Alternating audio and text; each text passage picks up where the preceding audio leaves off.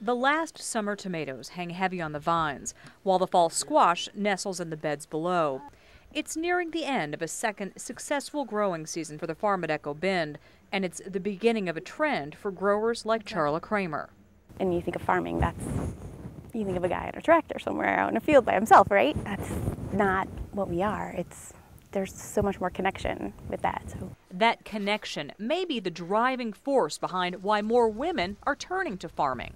And it's definitely something we're seeing up here. We have a young farmer leadership program, and I would say a quarter to the third of participants in that are also women. So it's pretty exciting. Across the U.S. and across Michigan, the number of women-operated farms has increased during the most recent USDA census periods.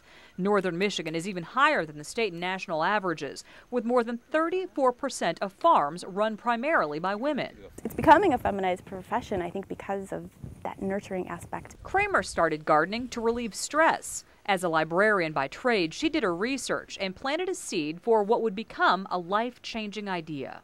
We decided we didn't want to really support the factory farm, the big industrial farms anymore, and so we wanted to grow more of our own food. And when we had kids, that really intensified the feeling of wanting to make sure they're eating healthy food and that we know where it's coming from.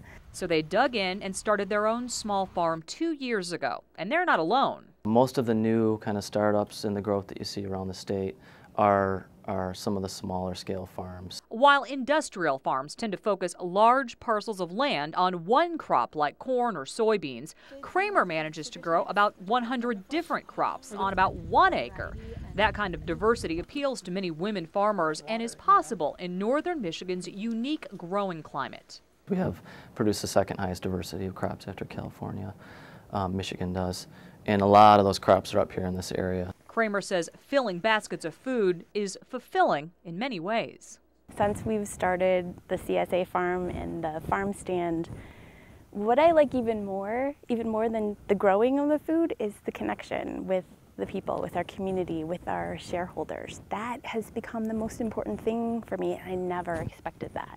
It was a leap of faith. It truly was. It was just sort of a calling, and I felt like if I didn't try it, I would always regret it. I think if enough of us do it, we'll make a difference.